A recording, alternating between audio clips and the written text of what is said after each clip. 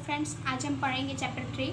Chapter का नाम है ऑन हिज ब्लाइंडनेस, जिसके कवि हैं जॉन मिल्टन। तो आइए पढ़ते हैं पहले अबाउट द पोएट के बारे में। तो पढ़ते हैं, स्टार्ट होते हैं। John Milton was born in London on 9 December 1608। John Milton का जन्म 9 दिसंबर 1608 ईस्वी में लंदन में हुआ था। His father was lover of literature and art. उनके जो पिता थे उनको साहित्य, लिटरेचर मतलब होता है साहित्य और आर्ट मतलब होता है कला। उनके पिता को साहित्य और कला से बहुत ज़्यादा प्यार था। उनके पिता भी मतलब बहुत बड़े साहित्यकार थे, उनको भी आर्ट्स कला से बहुत लगाव था। Milton was educated at Saint Paul school and Christ college Cambridge.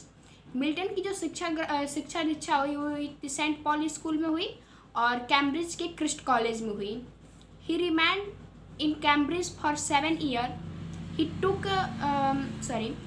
remained in Cambridge for 7 years.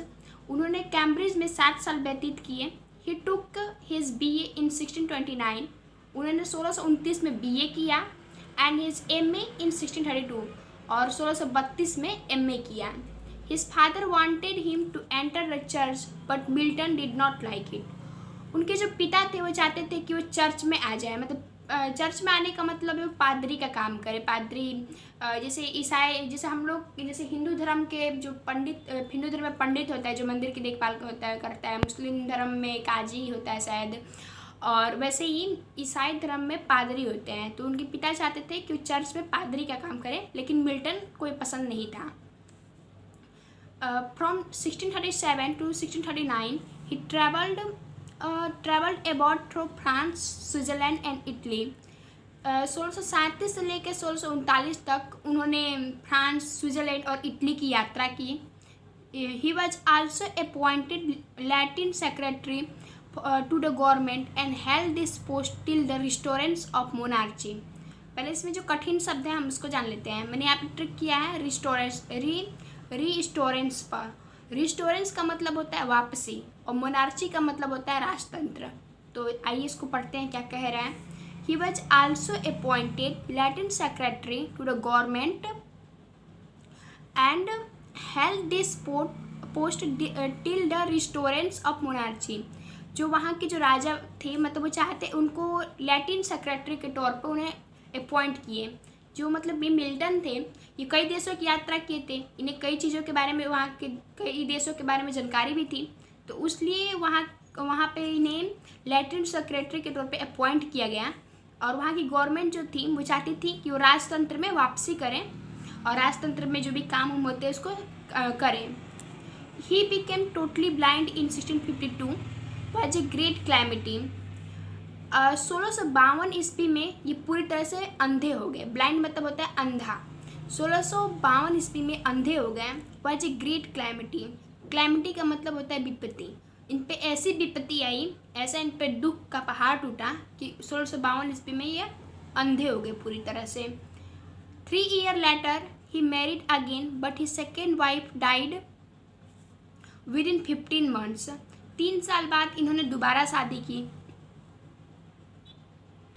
3 साल बाद इन्होंने दोबारा शादी की, लेकिन इनकी जो दूसरी पत्नी थी वो 15 महीने में ही मर गई। 15 महीने का मरने का अर्थ है कि शादी के 15 महीने बाद ही इनकी दूसरी पत्नी की भी डेथ हो गई। On the restoration of monarchy he was arrested. राजतंत्र में वापसी के बाद इनको क्या किया, अरेस्ट कर लिया गया। मतलब इन पर इल्ज़ाम लगाया गया होगा कि मे बी कि मतलब क्यों उनकी पत्नी के शादी के 15 महीने बाद ही डेथ हो गई, तो इसके कारण से इन्हें अरेस्ट कर लिया गया। तो took of his work we are publicly burned. और इनका जो काम था, जो भी इन्होंने काम किया था वो सब क्या हो गया, ख़त्म हो गया, ख़त्म कर दिया गया। But soon he was release मतलब होता है छोड़ देना, मतलब जल्दी उन्हें मतलब अरेस्ट किया गया था, उन्हें छोड़ दिया गया, मुक्त कर दिया गया। The rest of his life was passed in obscurity, poverty and loneliness. पहले हम इसका मतलब जान लेते हैं। obscurity का मतलब होता है हमारा अंधकार, poverty का मतलब होता है निर्धनता और loneliness का मतलब होता है अकेलापन। बाकी इन्होंने अपनी पूरी ज़िंदगी कैसे व्यतीत की, तो अंधेरेपन में, निर्धनता में, मतलब गरीब हो चुके थे बेचारे, ये जेल में डाल दिए गए थे, इनका काम भी ख़त्म हो गया था तो गरीब हो गए थे। और लॉनलीनेस मतलब अकेलेपन में, बिल्कुल अकेले रह गए थे ये।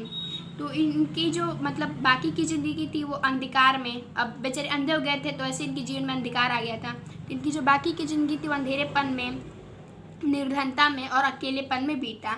इन his later year his daughter become the eyes and ear of the blind poet। कुछ समय बाद यानी कुछ सालों बाद इनकी जो बेटी थी वो इस ब्लाइंड पोएट यानी कि ये जो इस अंधे कवि की आँख और कान बनी।